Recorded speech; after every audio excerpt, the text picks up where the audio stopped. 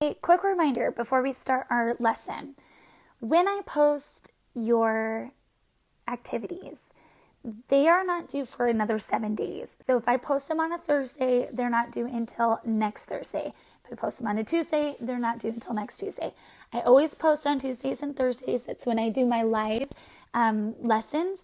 So make sure that you guys are kind of keeping that in the back of your mind. I had some kids that were freaking out about that, and I don't want you to stress. So hopefully that will bring down those stress levels. Good luck today. You guys have got this. It's about compound sentences. Last week we learned about independent and dependent clauses. And so today we're going to talk about a compound sentence. Now most of you guys know what this is. It's kind of more of a review. But I thought I'd kind of break it down using some sentence stems here and just to kind of show you how to put them together and combine them. So let's go ahead and pick this sentence. Right here we have an independent clause. We have to stay in quarantine. This is a whole thought together. You don't need to add anything else to it.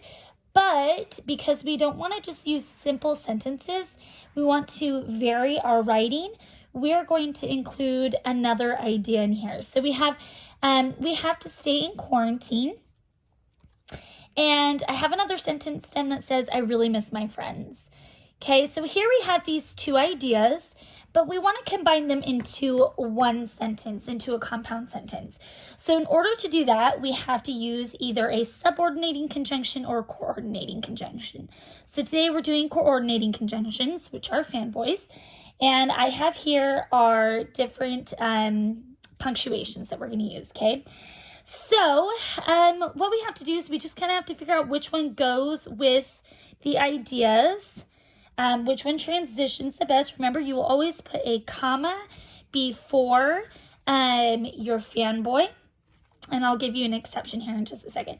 So we have to stay in quarantine, so I really miss my friends. That one doesn't really make sense.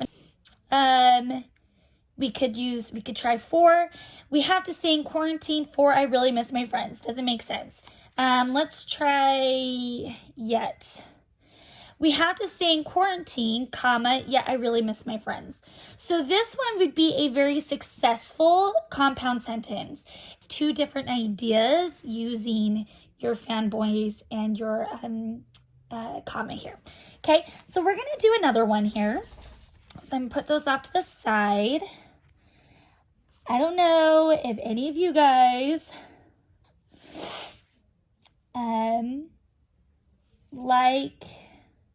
actually, let's do this one again. So going back to this. Okay, so this is a really good idea for a compound sentence. Now, here comes our semicolon. Now, I know a lot of you guys get really nervous when the semicolon comes up. It can be a little tricky. So I'm going to show you a way or how to use it, okay? So we have right now, we have to stay in quarantine. Yeah, I really miss my friends. So what I'm going to do is a semicolon comes into play when you want to combine two ideas. They have to be very similar to each other and relate to each other, okay? But maybe you don't want to use a fanboy or a subordinating conjunction. So what you would do instead is you would add a semicolon. We have to stay in quarantine. I really miss my friends. This shows that these two are similar in ideas and that you're adding to an idea here, okay? But they're still standalone sentences, if that makes sense. But notice that I didn't use a semicolon and a fanboy because that would be incorrect. When you use a semicolon, you get rid of your conjunctions that combine the two or your transition words, okay? So that would be a successful use of a semicolon. All right, I'm just going to show you a couple more compound sentences. I have one here. It says, I loved eating whenever I wanted. I don't know about you, but I have also loved that. I was running out of hot Cheetos, okay? So let's see. Let's kind of go over here, pick out one of our coordinating conjunctions, our fanboys. I'm going to put my comma there because I know automatically that it's got to go in front of it. So let's see. I'm going to put, you could say I loved eating whenever I wanted and I was running out of hot Cheetos. That does work, but Maybe there's a better one. I loved eating whenever I wanted, yet I was running out of hot Cheetos. That would be a good one too. But let's use this one. I like this one. I loved eating whenever I wanted, but I was running out of hot Cheetos. How many of you guys are freaking out because you haven't had your hot Cheetos from school? Anybody? Okay, last one, and then we'll be done with this, okay? So I have one here.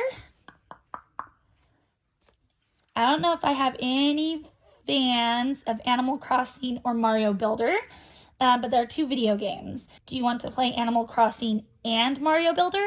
So if you want to make it a long day, you could play both games.